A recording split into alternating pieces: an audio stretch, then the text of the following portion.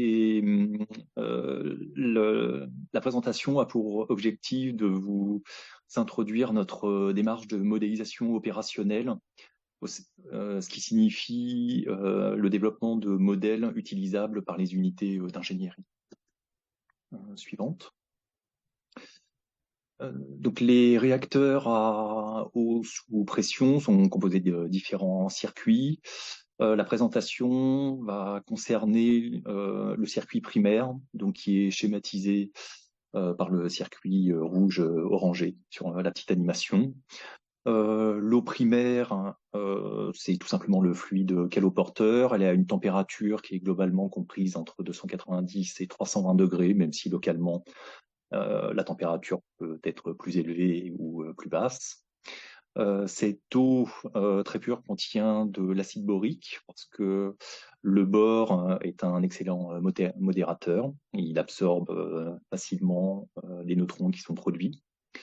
Comme on introduit le bore sous forme d'un acide et qu'on ne souhaite pas que le milieu soit acide, on ajoute de la litine, de telle sorte que le pH soit proche de la neutralité mais légèrement alcalin.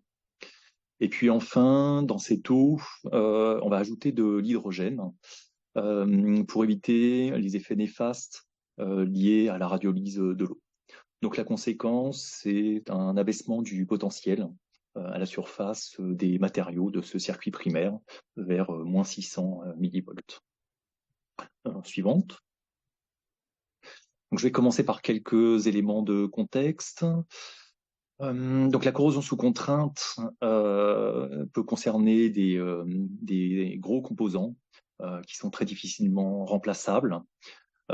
Sur la gauche, vous avez l'illustration d'un cas de fissuration qui s'est produit il y a assez longtemps sur des pénétrations de couvercles de cuve, donc sur la partie haute du réacteur. Ce sont des tubes assez épais en alliage 600, donc un alliage de nickel. Et cette dégradation a été observée sur un nombre assez important des couvercles dans le courant des années 90. Donc la conséquence de tout ça, ça a été de remplacer tous ces couvercles qui sont assez massifs. Donc il a fallu bâtir une stratégie de maintenance, définir dans quel ordre on allait remplacer tous ces couvercles de cuve. Donc il a fallu chercher à comprendre pourquoi la fissuration s'est produite, quelles étaient les conditions à rassembler pour que la fissuration se produise. Et en l'occurrence, les études ont conclu que le problème était très lié à la façon dont la précipitation des carbures de chrome se distribuait dans le matériau. Donc à cette époque, ont été engagés des développements de modèles de prévision de l'amorçage et de la propagation des fissures de corrosion sous contrainte. Autre exemple sur la droite, plus récent, qui date du début des années 2010. Un autre composant, alors cette fois-ci c'est un tube assez épais, fabriqué dans le même matériau, mais qui se trouve au niveau du fond de la cuve. Donc ce sont des tubes qui sont soudés à nouveau. Et en 2011, de la corrosion sous contrainte s'est amorcée au niveau de défauts métallurgiques issus de l'élaboration de ces tubes et qui a conduit à une fissuration assez profonde. Donc, vous pouvez imaginer qu'à nouveau, on a eu besoin de fournir de gros efforts pour bien comprendre dans quelle mesure cette fissuration peut survenir ou pourrait à nouveau survenir en fonction des différents paramètres liés à la fabrication des composants, aux conditions de fonctionnement en service.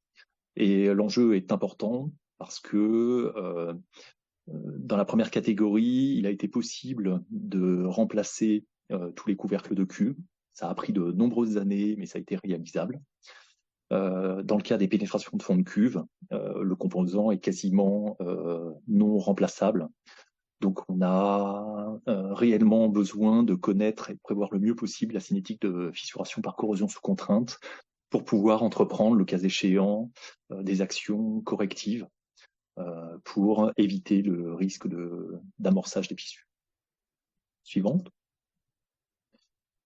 Plus récemment, vous avez peut-être entendu parler dans les médias de cas de fissuration survenus sur les lignes auxiliaires, qui sont cette fois en acier inoxydable, austénitique, écroué très localement à cause du soudage, qui permet de mettre bout à bout différents éléments de différentes portions de tubes. Les expertises ont mis en évidence que la dégradation était intimement liée à la présence de déformations plastiques, donc induites par le soudage, ce qui signifie que la corrosion sous contrainte s'est amorcée et développée dans les zones affectées thermiquement par le soudage, là où on trouve une combinaison de déformations plastiques et de contraintes résiduelles de tension, au moins en extrême surface des matériaux. Et donc, un nombre assez important de fissures a été détecté, et il a été nécessaire de déterminer assez rapidement les conditions d'occurrence de ces fissures. Quels paramètres liés en particulier à la fabrication et au fonctionnement permettent de déclencher le phénomène, mais aussi permettent de le limiter. La corrosion sous contrainte se produit sous des contraintes de tension et dans une zone affectée thermiquement par le soudage. Il n'y a pas que de la tension qui est produite par le soudage, il y a également des zones de compression qui peuvent fortement limiter l'extension des fissures. Donc il a fallu assez rapidement trouver un moyen pour cerner le mieux possible les cinétiques de fissuration au niveau de ces tuyauteries. Suivante. Dernier exemple, chaque fois qu'une dégradation est observée, on va chercher à améliorer la situation.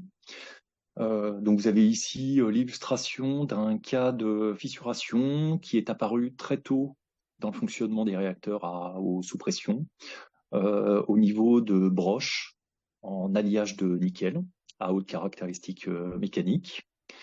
Et donc assez rapidement, il a fallu trouver des solutions pour améliorer la situation, et on a combiné différentes choses, des améliorations de design visant à réduire le niveau de contrainte appliqué aux composants, une amélioration de la résistance intrinsèque du matériau à la corrosion sous contrainte en agissant sur la microstructure via l'ajustement de traitement thermique.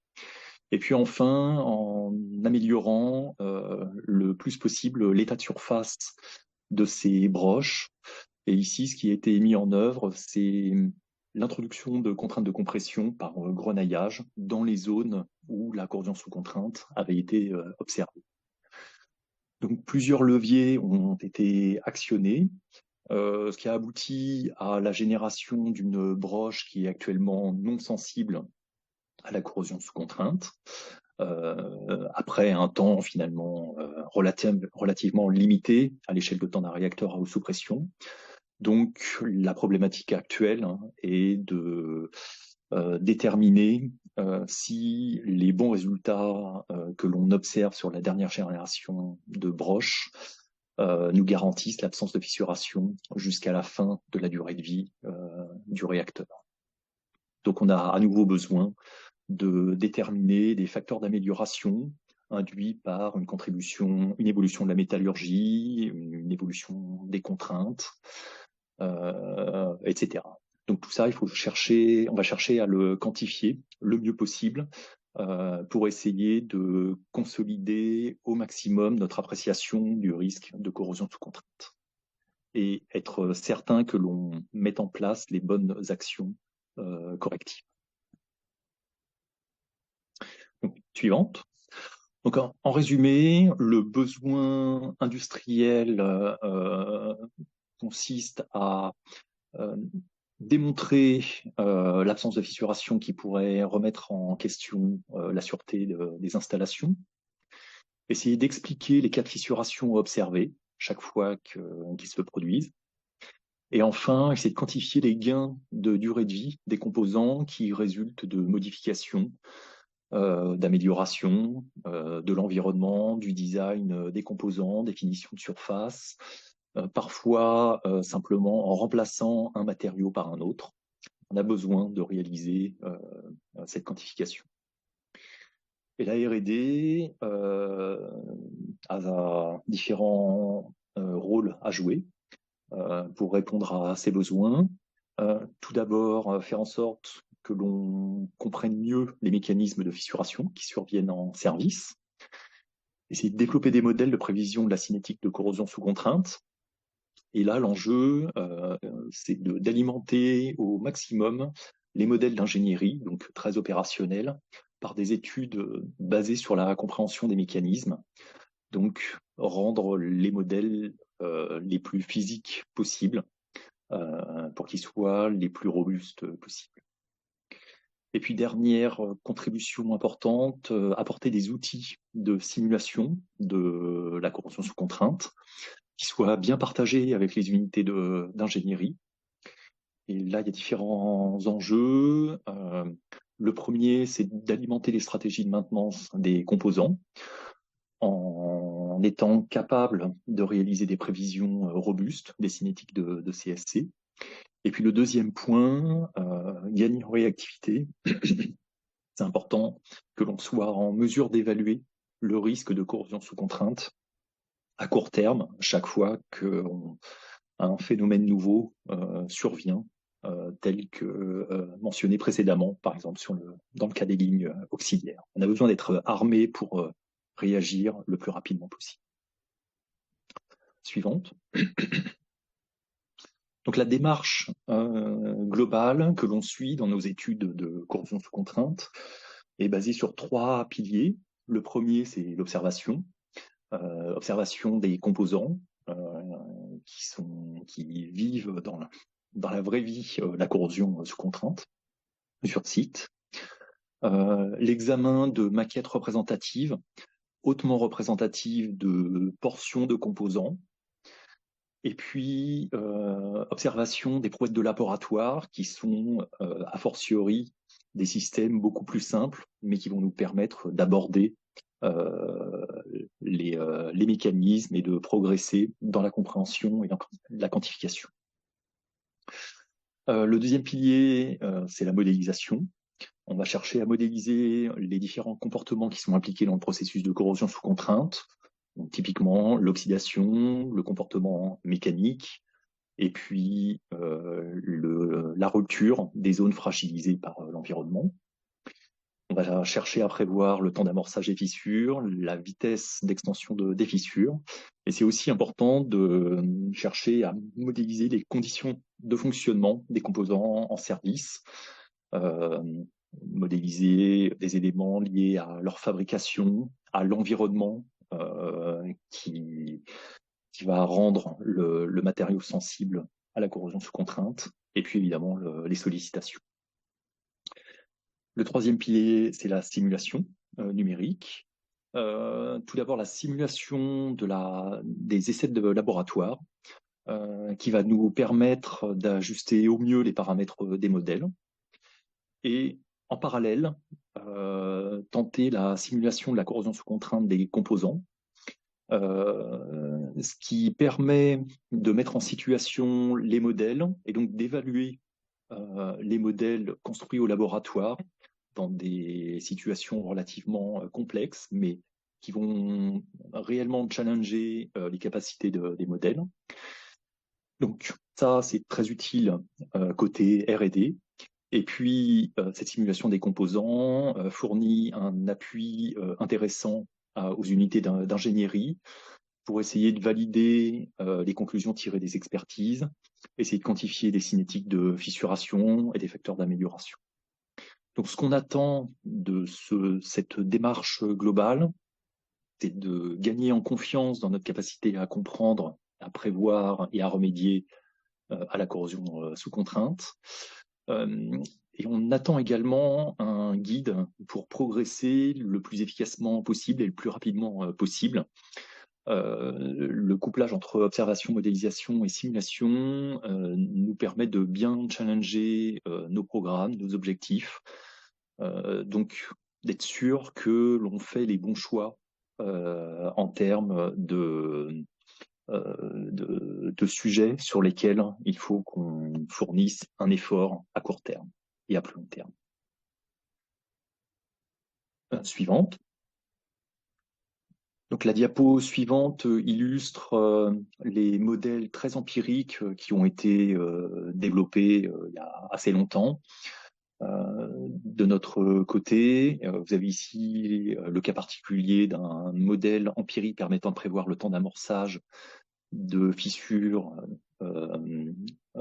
sur un acier inoxydable austénitique. Donc le temps d'amorçage est une simple fonction de la déformation plastique du matériau, de la contrainte appliquée, de la contrainte d'écoulement plastique. Et puis, il y a un paramètre supplémentaire qui permet de prendre en compte la façon dont est sollicité le matériau, si le chargement est totalement statique ou légèrement fluctuant. Alors le problème avec ce type d'approche, c'est que on n'a aucune chance d'identifier les paramètres du modèle tant qu'on n'a pas observé un nombre de cas significatifs de corrosion sous contrainte, que ce soit sur des épreuves de laboratoire ou en service. Il n'y a pas de mécanisme derrière ce type de modèle, il n'y a même pas de phénoménologie. Donc c'est assez difficile d'être très confiant dans notre capacité à extrapoler ce qui est identifié au laboratoire sur un composant qui est bien plus complexe. Et puis c'est aussi assez difficile d'introduire de nouveaux effets. Chaque fois qu'on veut introduire un nouvel effet, il faut qu'on reprenne une démarche expérimentale quasiment de zéro. Et c'est particulièrement pénalisant quand on s'intéresse à des matériaux qui intrinsèquement sont très résistants à la corrosion sous contrainte. Donc, entreprendre la construction d'un modèle empirique, c'est peut-être simple sur le principe, ça peut être assez rapide si les matériaux sont particulièrement sensibles.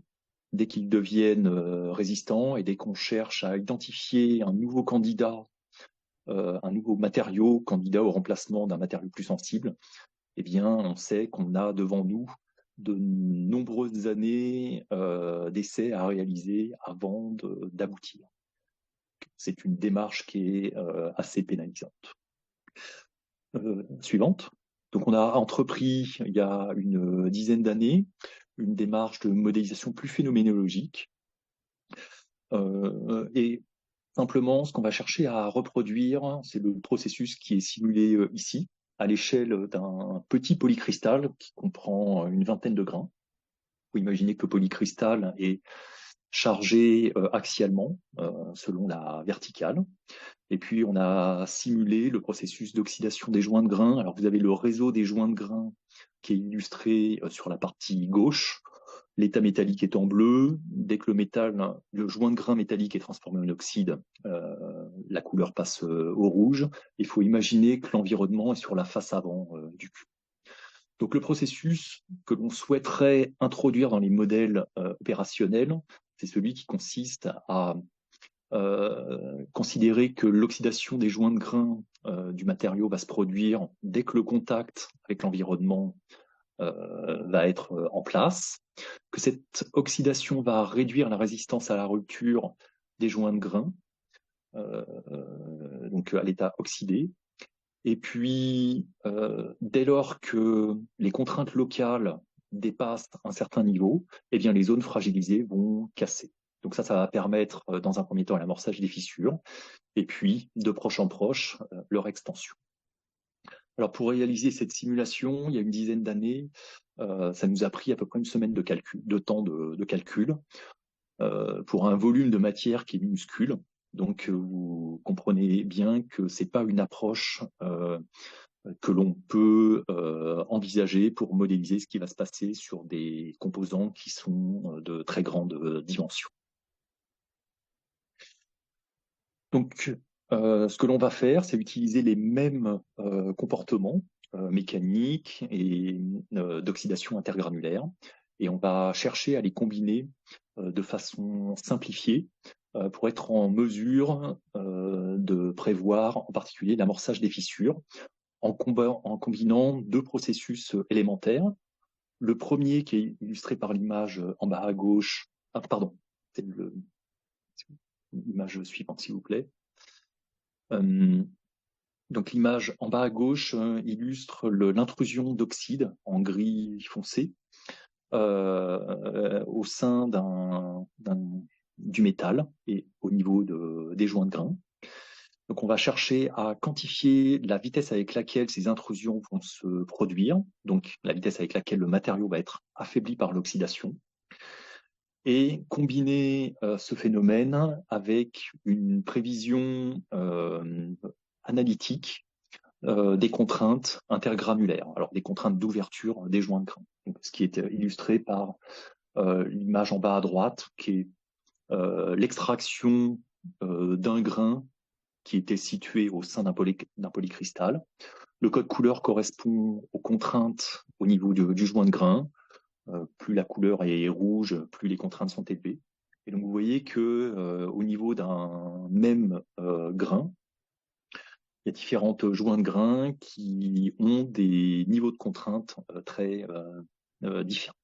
Donc on va chercher à prévoir l'amorçage en combinant via des processus aléatoires, enfin de tirage aléatoire, après avoir construit des populations de joints de grains, les cinétiques d'oxydation et les contraintes affectées à chacun de ces joints de grains. Image suivante. Donc je vais revenir ensuite sur ce que l'on met en œuvre pour progresser dans cette prévision de l'amorçage, mais on cherche à construire les fonctions analytiques permettant de prévoir les contraintes intergranulaires, déterminer des fonctions de prévision de la cinétique d'oxydation des joints de grain, et ensuite on utilise un outil de simulation qui nous permet de simuler et de reproduire ce qui se passe au niveau d'éprouvettes relativement simples de laboratoire. Ici, vous avez en haut à gauche une éprouvette de type Sering, donc qui est sollicitée via une vis et qui permet de mettre en tension l'extrado. Donc, on met dans un autoclave plusieurs de ces éprouvettes et puis on peut par exemple extraire au bout de 2000 heures une éprouvette, faire une observation sur coupe. Vous voyez avec l'image en bas à gauche qu'après environ 2000 heures, on a une profondeur de fissuration qui est relativement limitée, qui dépasse à peine une dizaine de microns.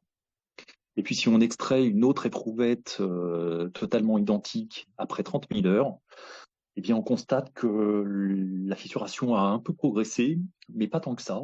La profondeur est très voisine de celle qu'on observait après simplement 2000 heures. Or, si on simule cet essai avec une première version d'un modèle d'amorçage, eh bien on obtient le résultat illustré par l'image au centre, en haut, qui nous donne l'évolution de la profondeur des fissures prévues par la simulation en fonction du temps. Le point rouge correspond à l'observation, de la fissuration après environ 30 000 heures.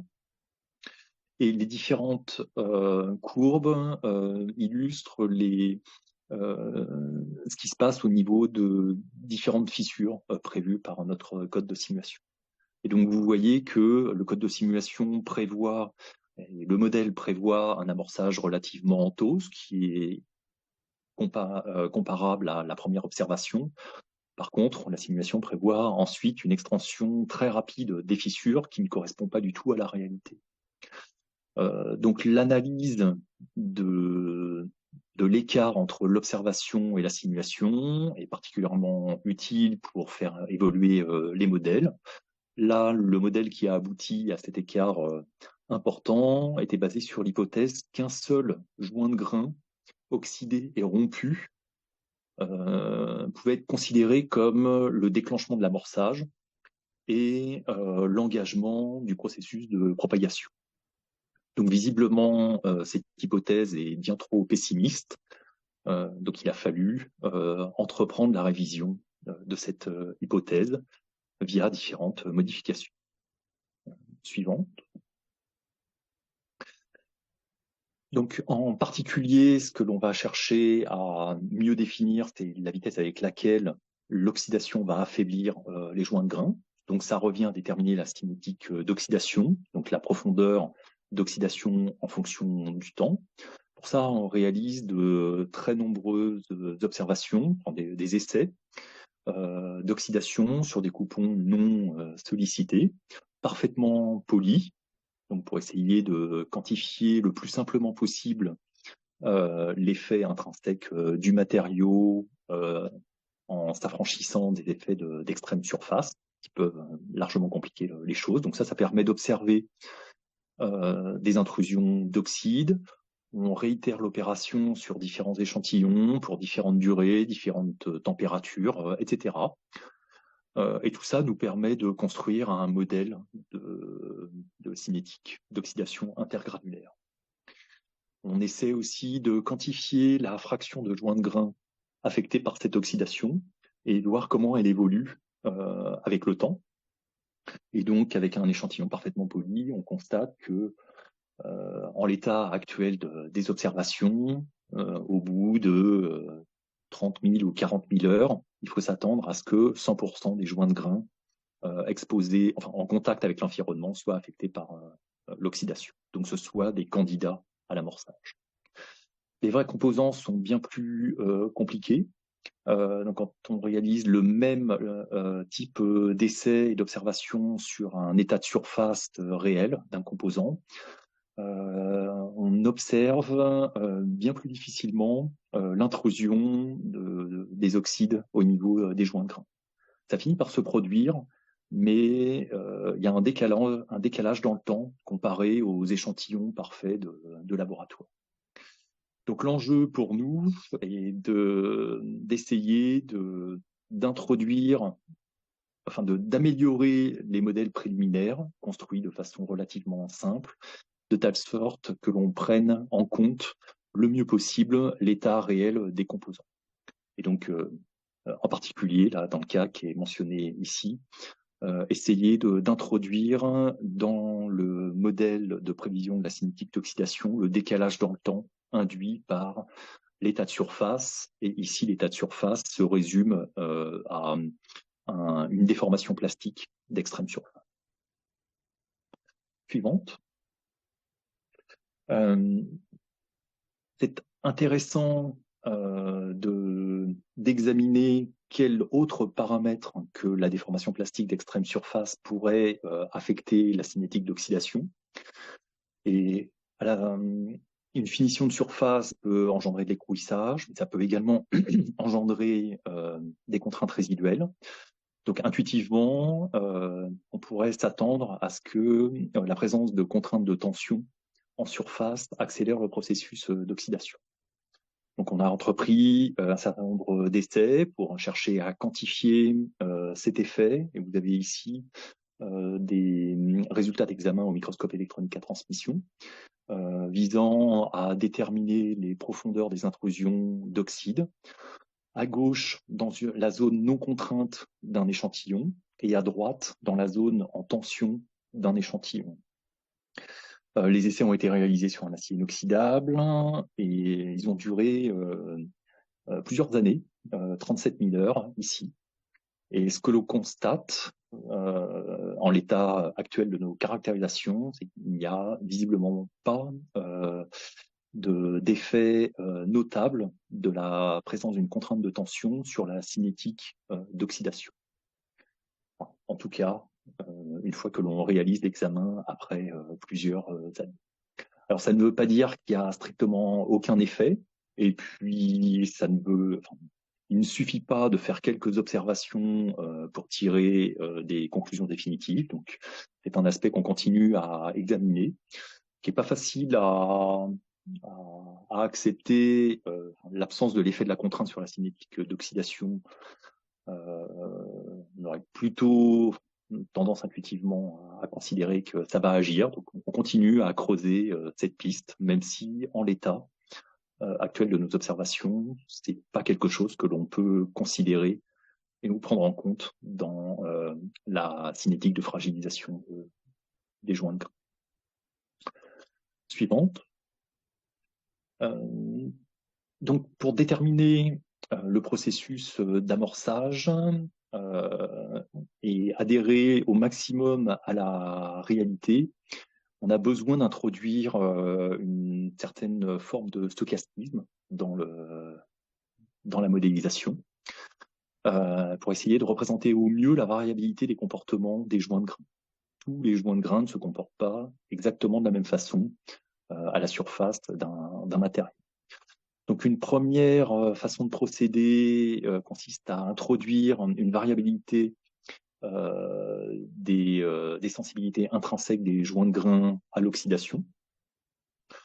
Une façon simple d'introduire cet effet et de décaler dans le temps le top départ de l'oxydation des différents joints de grain, en attendant d'avoir bien compris pourquoi certains joints de grain s'oxydent plus rapidement que d'autres.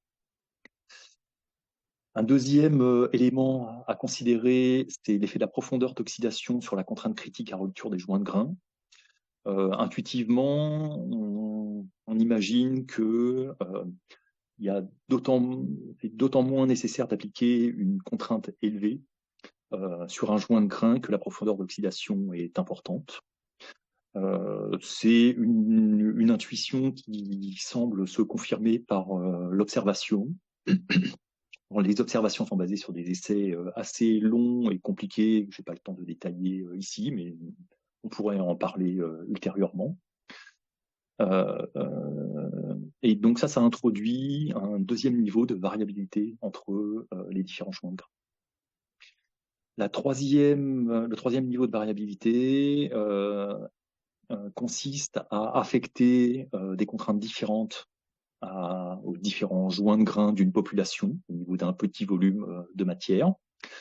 Donc ça revient à considérer que si on connaît la valeur moyenne de la contrainte au niveau d'un polycristal, on va être en mesure de décliner cette contrainte moyenne en une série de contraintes intergranulaires qui peuvent être soit plus élevées, soit plus faibles que cette contrainte moyenne.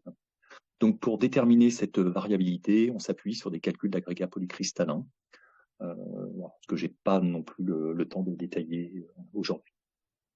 Et puis, dernier niveau, ça consiste à envisager le fait qu'il ne suffit pas de rompre un joint de grain affaibli par l'oxydation pour déclencher l'amorçage, puis la propagation de cette petite amorce. Donc ça, c'est une évolution assez récente de notre modélisation. Pendant relativement longtemps, on a considéré qu'il suffisait qu'un événement se produise, donc une seule rupture de joint de grain se produise pour déclencher l'amorçage. Il faut constater que, basé sur cette hypothèse, on ne peut pas reproduire la réalité. On prévoit toujours systématiquement un amorçage très précoce des fissures de corrosion sous contrainte, ce que l'on n'observe pas sur les éprouvettes de laboratoire. Donc, une idée consiste à considérer qu'il est nécessaire que plusieurs joints de grain affaiblis par l'oxydation cassent en étant proches les uns des autres pour déclencher le processus d'extension des fissures, donc pour considérer que l'amorçage est effectif. Donc aujourd'hui, on n'a pas quantifié la quantité de joints de grain adjacents nécessaires pour déclencher réellement l'amorçage. On en est à l'étape préliminaire de modélisation. Donc on regarde via la simulation quel niveau de fissuration il faudrait atteindre pour reproduire la réalité. Et ces simulations préliminaires nous aident à définir au mieux les essais à réaliser pour bien quantifier cette les paramètres liés à ce processus de coalescence des toutes petites amorces qui déclenchent l'amorçage. Diapo suivante. Une fois qu'on a franchi le niveau de l'amorçage, on a besoin de modèles pour prévoir l'extension des fissures. Et actuellement, tous nos modèles restent à l'état empirique. Vous voyez ici typiquement à quoi peut ressembler un modèle de propagation. Donc, CGR, c'est la vitesse de croissance des fissures. C'est une fonction, par exemple pour les aciers inoxydables austénitiques, de la sollicitation, alors du facteur d'intensité de contrainte, et puis de l'éventuelle décharge de la contrainte max appliquée à une éprouvette, par exemple. C'est également une fonction de paramètres matériaux, par exemple son niveau de déformation plastique ou sa composition chimique. Dans le cas des aciers inoxydables, on considère l'effet de la teneur en chrome et l'effet de la teneur en soufre. Et puis c'est aussi une fonction de paramètres environnementaux, donc la température de l'eau et puis le potentiel de corrosion qui dépend de la température, du type de matériau et puis de ce que l'on met dans l'eau, de l'oxygène, de l'hydrogène, etc. Donc, pour identifier les paramètres d'un tel modèle, il faut réaliser beaucoup d'essais. Vous avez en bas à droite une image qui représente la prévision du modèle en fonction de l'observation. Chaque point correspond à une observation réalisée sur une éprouvette. Et donc vous voyez qu'ici, il y a à peu près 90 observations qui ont été réalisées pour identifier les paramètres de ce modèle. Alors, sachant que le matériau est particulièrement résistant à la corrosion sous contrainte, je vous laisse imaginer le temps d'essai cumulé correspondant à cette base de données n'est pas du tout, enfin qui n'est pas simplement le fruit d'investigations réalisées à EDF, mais le résultat de travaux réalisés à l'échelle internationale. Étape suivante. Donc l'objectif est d'utiliser un outil de simulation qui va nous permettre de prévoir la localisation et la vitesse d'extension des fissures dans un composant. Donc, ce qui est illustré ici, c'est ce qui a été simulé ces 2 dernières années sur des lignes auxiliaires. Donc, on commence par réaliser un calcul de parallélement fini, qui est illustré en haut à gauche. Donc, il faut imaginer que vous voyez en coupe, c'est l'assemblage de 2 tubes. La partie centrale en gris correspond à la soudure qui permet cet assemblage. Et la carte des contraintes nous indique qu'il y a des zones en tension représentées en rouge et des zones en compression. Ce résultat du calcul par élément fini est donné en entrée à un code de simulation de la corrosion sous contrainte, dans lequel on va sélectionner un modèle d'amorçage, un modèle de propagation, et le code va déterminer le temps d'amorçage des fissures en surface et calculer les trajectoires suivies par les pointes de fissure en fonction des états locaux de contrainte et de déformation. Donc, c'est ce qui est illustré par les 2 images dans le bas de la diapo. À gauche, vous avez la petite ligne brisée en rouge qui indique la trajectoire suivie par la pointe d'une fissure dans le champ de contrainte initiale du composant. Alors, ce qui est représenté ici, c'est simplement la zone affectée thermiquement par le soudage. Donc ça permet de bien voir que l'amorçage se produit dans les zones les plus contraintes et on voit que la fissure arrive à pénétrer relativement profondément, y compris dans une zone qui initialement était en compression. Cependant, la zone de compression a permis de stopper quasiment l'extension de la fissure dans ce cas précis. L'image de droite permet de visualiser la trajectoire de fissuration, cette fois dans le champ de déformation plastique cumulée. Donc vous voyez que la fissure est tractée par la déformation plastique. Elle suit les zones qui sont les plus déformées. Alors ce que livre le code de simulation, c'est à la fois des trajectoires de fissuration et puis de la cinétique globale de fissuration. Donc on a l'évolution de la profondeur en fonction du temps. On a évidemment la possibilité d'aller plus loin dans le dépouillement et de suivre sur la trajectoire suivie par la pointe de fissure un certain nombre de paramètres tels que la contrainte, la déformation, la vitesse locale de propagation, etc. Et tout ça est très utile pour interpréter les trajectoires de fissuration. Et la comparaison entre les trajectoires simulées et les trajectoires obtenues sur les vrais composants sont très instructives. Le moindre écart permet de mieux cerner ce qui ne va pas dans les modèles, et donc ça nous permet d'améliorer assez efficacement les modèles qui sont développés et que je vous ai présentés vraiment très succinctement. En conclusion, donc dernière diapo, on a un réel besoin de comprendre les mécanismes de corrosion sous contrainte pour développer des modèles qui soient opérationnels, mais les plus robustes possibles. Donc ça signifie faire de gros efforts pour identifier les bonnes échelles, les bons couplages physiques à introduire dans ces modèles d'ingénierie. On cherche pas à pas à remplacer les modèles très empiriques qui étaient développés dans le passé par des modèles plus phénoménologiques, voire plus physiques, mais là c'est encore plus difficile, donc ça va prendre encore plus de temps. Et typiquement pour réaliser cette opération, on a besoin d'appui académique parce que ce sont des actions qui requièrent des efforts assez soutenus sur le temps.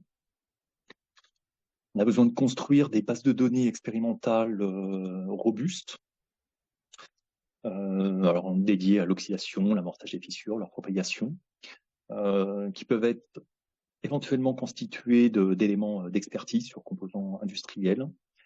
Et ce qui est important, c'est de construire des bases pérennes, donc d'avoir des données fiables dans ces bases. Et pour ça, on a vraiment un gros besoin de méthodos fiables de mesure de tout ce qui est important à collecter pour identifier les modèles de CST. J'ai essayé de vous montrer que notre approche est basée sur un couplage très fort entre essais expérimentaux et simulations numériques, afin d'identifier et de prioriser les pistes à explorer en termes de matériaux, oxydation, mécanique, et puis optimiser au maximum les matrices d'essais. Les essais qu'on réalise sont extrêmement longs, donc il faut à tout prix éviter de réaliser des essais qui apporteraient relativement peu d'informations. Donc simuler les essais avant de les réaliser permet d'optimiser nos activités. Et voilà. Et donc vraiment, ce qu'il faut retenir, c'est que on cherche à valoriser de façon importante toutes les actions de recherche, plus ou moins amont, dans nos études d'ingénierie. Je vous remercie. Et si vous avez des questions, n'hésitez pas. Merci beaucoup, Monsieur Couvent. Cet exposé très, très clair, hein, très pédagogique. Je ne l'ai pas dit tout à l'heure, donc si vous voulez poser des questions, il y a deux solutions. Soit vous levez la main et on vous donnera la parole, soit vous pouvez écrire directement dans questions-réponses ou utiliser le chat pour écrire vos questions.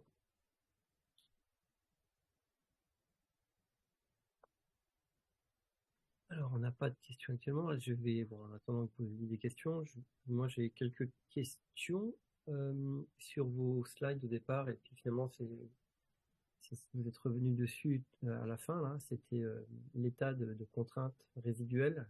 Vous m'entendez ou pas? Oui, oui, très bien. Ouais, l'état de contrainte résiduelle de vos structures ou de des soudures, hein, souvent, enfin, autour des soudures.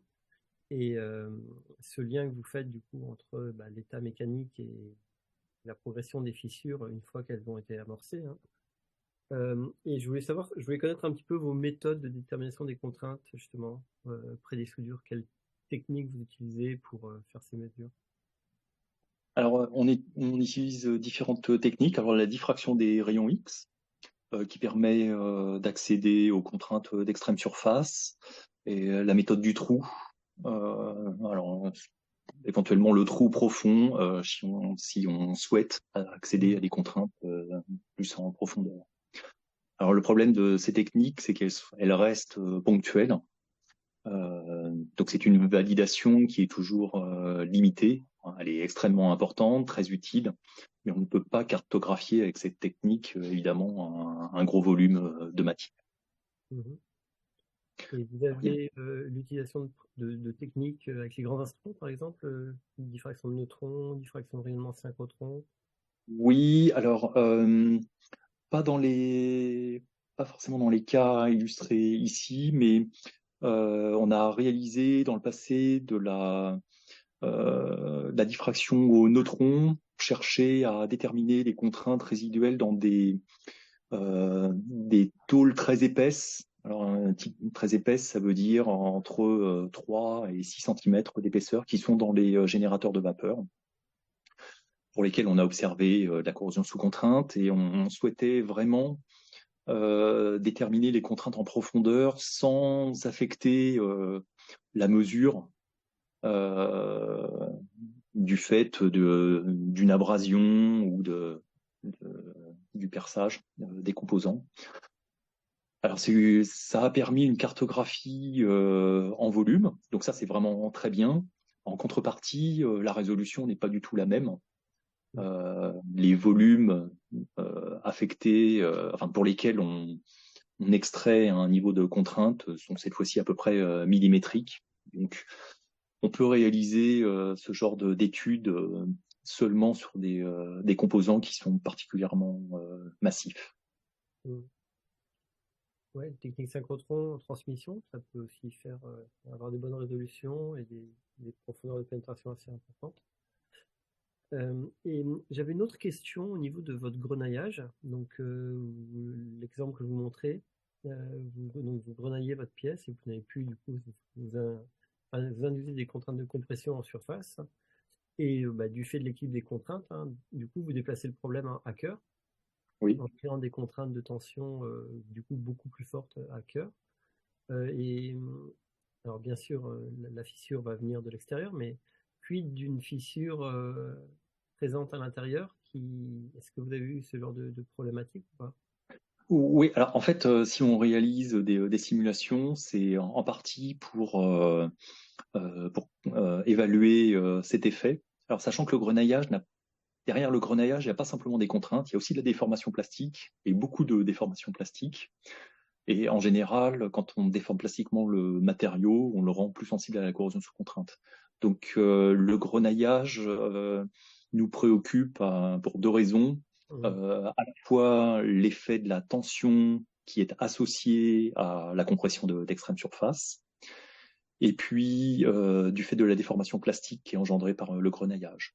Et donc l'enjeu consiste à réaliser une simulation, alors là purement mécanique dans un premier temps, la plus représentative possible. Donc essayer de simuler les contraintes résiduelles et la déformation plastique issue du grenaillage, et ensuite appliquer le chargement que subit le matériau, enfin, ou le composant en service, pour bien s'assurer que les contraintes de compression, en particulier d'extrême surface, restent bien en compression une fois que le composant est en service. Dans le cas contraire, c'est pire que si on n'avait rien fait, puisque très rapidement, les contraintes de compression peuvent s'inverser et monter très haut en tension, cause de la précompression qui a été introduite. Et puis alors, si ensuite, en dessous, on a encore plus de tension, on ne fait que aggraver les choses. D'accord. Alors, j'ai quelques questions de l'auditoire. Donc, il y a Monsieur Aranda, Lionel, qui donc vous remercie pour l'exposé et qui pose comme question quel est l'état de surface industriel Industriel, point d'interrogation, brut d'usinage ou équivalent du P600 par exemple. Donc l'état de surface, j'imagine, pour les laisser présenter. Alors en fait, on a différents. La réponse est évidemment tout sauf unique, puisqu'en fait, une centrale est composée de beaucoup de composants fabriqués de différentes façons. Donc la réponse n'est absolument pas unique. Les états de surface sont plus ou moins soignés. Est plus ou moins bien connu parce que, par exemple, lorsque l'on soude une pièce, j'ai évoqué sur la deuxième diapo des tubes très épais, soit au niveau du couvercle, soit au niveau du fond de la cuve. Ces tubes sont soudés et les soudures sont ensuite meulées. Et la façon dont on va s'y prendre pour réaliser le meulage va affecter l'état de surface finale hein, en termes de contraintes résiduelles, en termes de déformation plastique. Et si à l'issue de cette finition de surface, on réalise un traitement thermique, on va en plus peut-être permettre la recristallisation des zones qui ont été finies. Donc c'est assez difficile de bien connaître les états de surface réels des composants, et ça fait partie des choses que l'on cherche à déterminer le mieux possible. Et une question donc de Josiane Gueggio.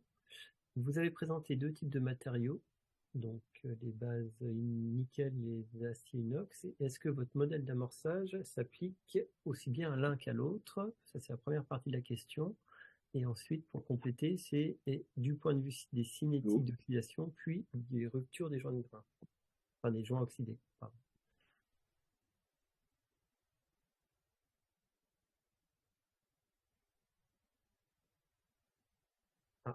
Ah, excusez-moi, j'ai une coupure, j'ai pas entendu la question. Donc, je disais que par rapport à vos modèles d'amorçage de fissures, est-ce que vos modèles s'appliquent aussi bien aux bases nickel et aux aciers inox d'un point de vue des cinétiques d'oxydation et de rupture des joints oxydés? Alors, du point de vue, sur le principe, ces modèles sont les mêmes pour les aciers et les alliages de nickel. Par contre, les cinétiques dépendent vraiment des matériaux. Donc, il y a des matériaux pour lesquels la cinétique d'oxydation est plus facile que pour d'autres. Et pour un même matériau, en fonction de son état métallurgique, la cinétique d'oxydation peut être plus ou moins rapide également. Donc, sur le principe, c'est la même chose. Ensuite, concrètement, au cas par cas, il y a des variations.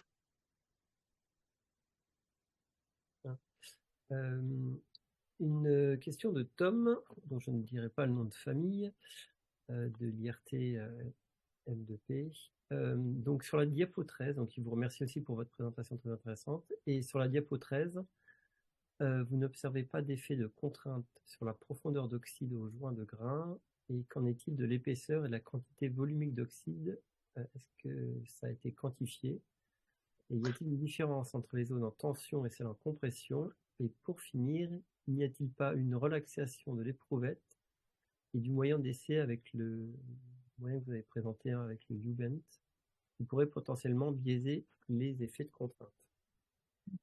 Alors, est-ce qu'il y a une relaxation? Là, ça dépend directement du matériau. Tous les matériaux ne se comportent pas de la même façon.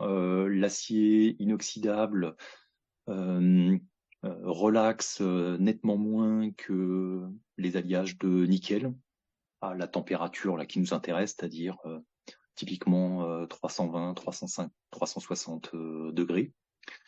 Néanmoins, le simple fait de monter en température une éprouvette qui a été préchargée va réduire le niveau de chargement. Donc il y a une relaxation qui se produit. Alors on essaie de l'atténuer en introduisant des ressorts au niveau des dispositifs de chargement. pour essayer d'approcher un chargement à force imposée plutôt qu'à déplacement imposé. En étant à force imposée, on va moins être pénalisé par la relaxation induite par la montée en température. Alors ensuite, en fait, le niveau de contrainte d'extrême surface, on a la possibilité de le mesurer par diffraction des rayons X en début d'essai et puis à des états intermédiaires et y compris à la fin d'un essai. Alors la difficulté à nouveau, c'est que la mesure qui va être réalisée est ponctuelle. Elle nous donnera pas une vision parfaite de l'état de contrainte de tous les endroits qui peuvent être sensibles à l'oxydation. Alors ensuite, sur l'oxydation, ce qu'on a examiné jusqu'à présent, et dans la comparaison zone sous tension, zone sans contrainte appliquée, on s'est intéressé dans un premier temps aux profondeurs max de fissuration, parce que c'est ce qui est déjà dans nos modèles de prévision de l'amorçage. On a ensuite commencé à examiner la nature des oxydes formés, ce qui est un peu illustré ici via les cartes élémentaires. Je peux pas vous en dire beaucoup plus parce que ce que vous voyez là, ça a uniquement quelques semaines. Donc, on va continuer à examiner ces échantillons. Il y a notamment sur l'image de droite, si vous regardez la carte du fer et la carte du nickel, on voit un très fort appauvrissement en fer au niveau d'une jonction triple. Et il y a également un très fort appauvrissement en chrome. Et donc, ce qui fait que le métal qui n'est pas encore oxydé, là, c'est quasiment du nickel pur. Alors, je ne sais pas si ce que l'on voit ici, c'est lié au processus d'oxydation au niveau d'une jonction triple, ou si c'est lié à un effet de contrainte. Il va falloir multiplier les observations pour pouvoir répondre à ce genre de questions. Il y a beaucoup de questions là qui arrivent, malheureusement on va pas pouvoir toutes les traiter. Bon, c'est vrai que ce que je vois surtout, c'est que cet effet notable de non couplage de la contrainte avec la cinétique d'oxydation surprend beaucoup de gens. Oui. Moi le premier en fait. Oui, tout à fait. Je pense qu'on était tous, on avait tous une envie à ce que Oui, oui. Et donc il y a une question, enfin une question que je vais coupler différentes questions. C'est en fait les modèles que vous faites. Est-ce qu'ils vous les couplez justement? Est-ce que c'est des modèles méca couplés avec des modèles de diffusion? Et est-ce que vous couplez également avec les modèles, alors attendez, j'ai dit ça tout à l'heure, d'irradiation, les effets d'irradiation, voilà. Puis après, je pense qu'on va arrêter là pour pouvoir passer à la table ronde et je demanderai malheureusement aux personnes à qui je n'ai pas pu lire les questions de s'adresser à vous directement. Oui, oui, avec plaisir. Alors sur les effets d'irradiation, évidemment, on s'intéresse à l'effet additionnel de l'irradiation sur le processus d'amorçage des fissures. Le problème, c'est que l'irradiation change beaucoup de choses.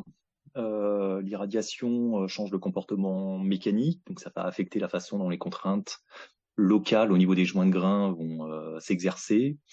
L'irradiation va changer la composition chimique locale du matériau, donc on peut s'attendre à ce que ça joue sur la cinétique d'oxydation intergranulaire. Voilà, ça peut jouer sur la propension au fluage et à la relaxation. Ça joue sur beaucoup de paramètres, donc c'est extrêmement compliqué. Alors on s'y intéresse de près, mais c'est nettement moins avancé que ce que je vous ai montré ici. On voit que les effets sont complètement couplés. Bon, très bien. Donc je propose que vous pouvez peut-être laisser votre email dans la Oui. description, comme ça les gens qui seraient intéressés par les questions pourront vous les poser directement. Nous, on va passer à la partie table ronde. Donc sur le devenir des jeunes docteurs, et on va donc faire intervenir Monsieur Taunier, bonjour, Madame Huez, qui est là également, et donc Nina et Guillaume, qui sont les doctorants du CIRIMAT. Merci Monsieur Oui. Courant.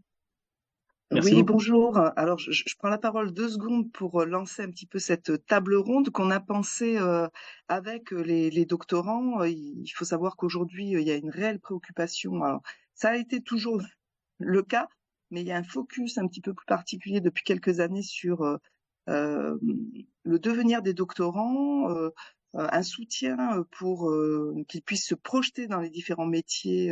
Alors dont ils peuvent avoir certaines représentations. Et aujourd'hui, on a le réseau national de collèges doctoral, hein, le RNCD, qui depuis plusieurs années, alors il faut savoir que ce réseau est une structure à l'échelle nationale, hein, il représente à peu près 80% des doctorants, une fois de plus, à cette échelle nationale.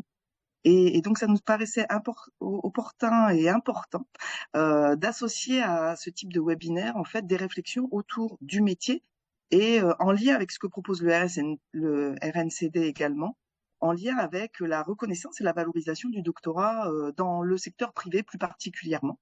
Donc, merci à Stéphane Tonnier et à Nina Pudoyeux et Guillaume Dutoit d'être là pour lancer un petit peu cette table ronde.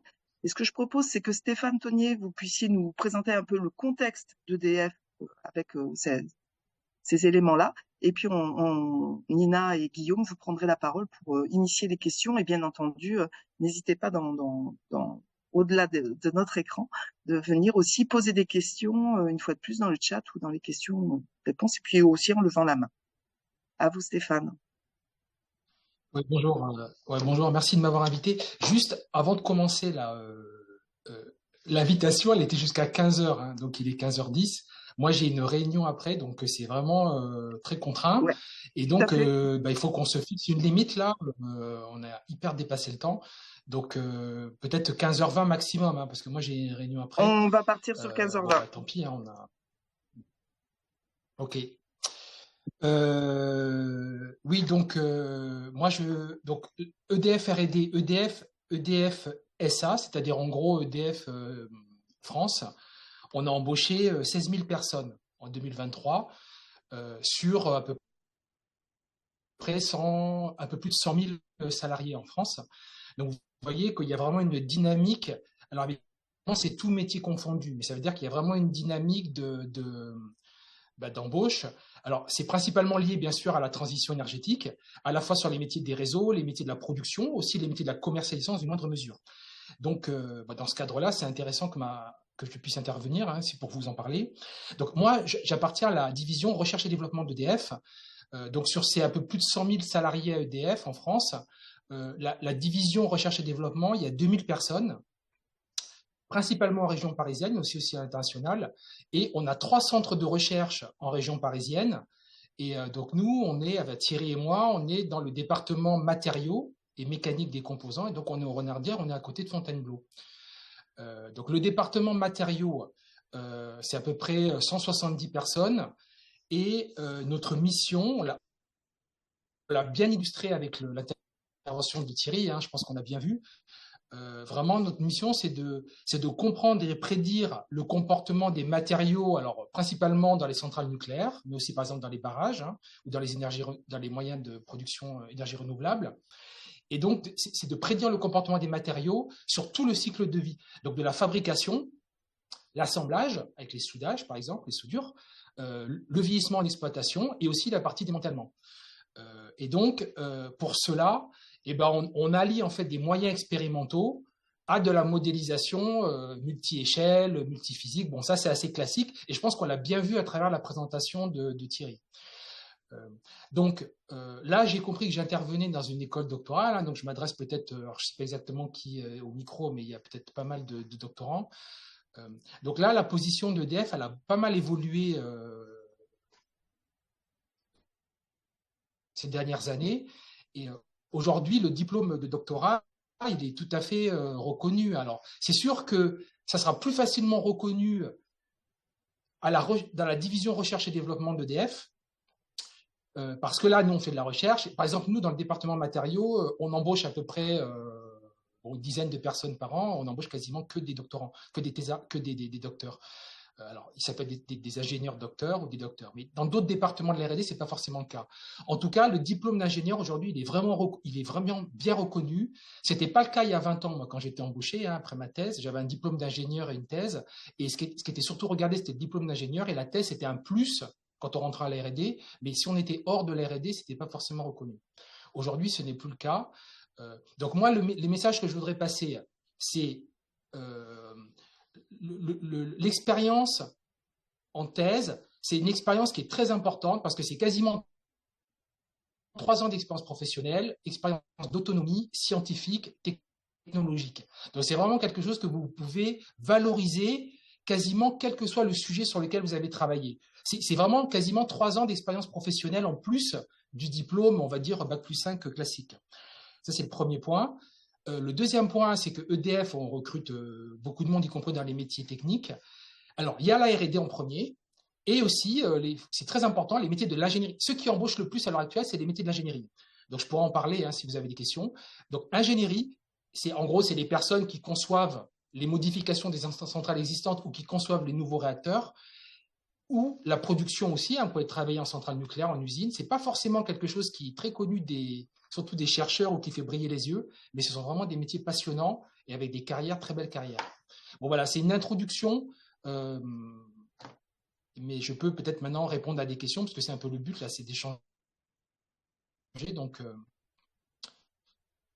sais pas s'il y a quelques questions, non ou... Merci Monsieur Tonnier pour cette introduction. Justement, là, vous évoquiez un petit peu la différence entre doctorant et ingénieur. Et c'est vrai que nous, en tant que de jeunes doctorants, on a déjà vu dans l'industrie des offres d'emploi qui sont à la fois ouvertes à des doctorants et des ingénieurs avec un peu d'expérience. Vous, de votre côté, du côté des industriels, quelle différence vous faites entre, par exemple, un doctorant, une doctorante et un ingénieur avec 3 ans d'expérience?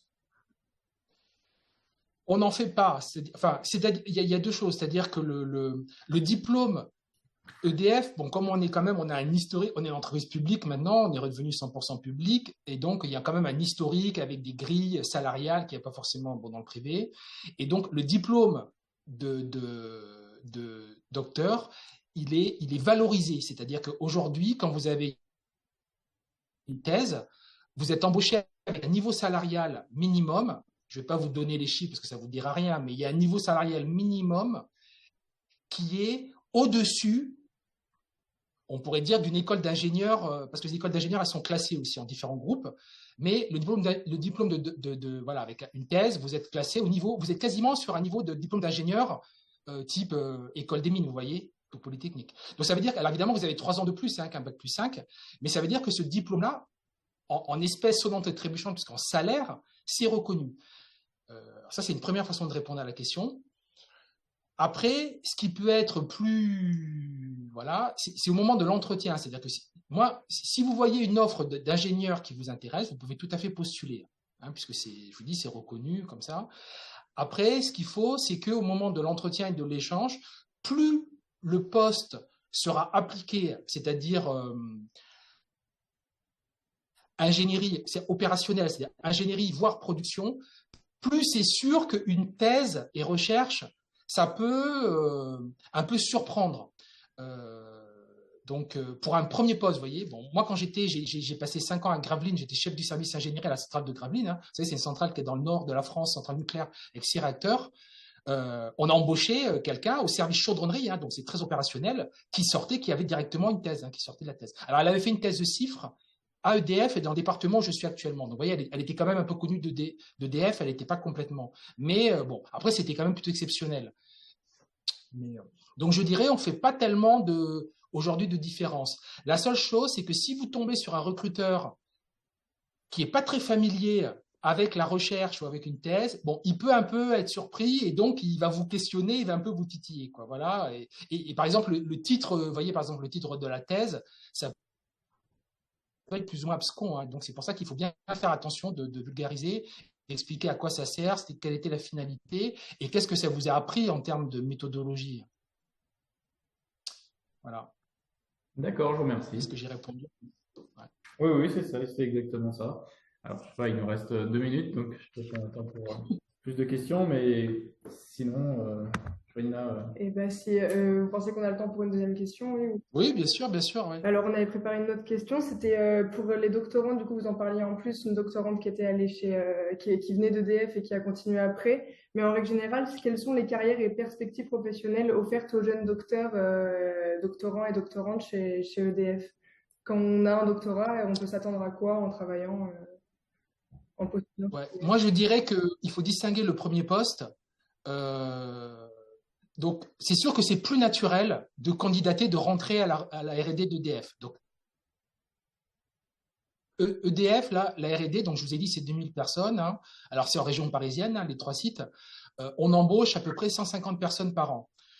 Donc, toutes les offres, c'est les messages importants, toutes les offres sont sur le site edfrecrute.com, donc vous pouvez y aller. Vous pouvez même mettre des alertes en fonction pour les profils, avec des mots-clés, vous voyez, des postes qui vous intéressent. Donc là, c'est l'entrée naturelle. Mais vous pouvez aussi postuler, donc sur EDF Recrute, vous verrez les métiers de la R&D, les métiers de l'ingénierie, les métiers de la production.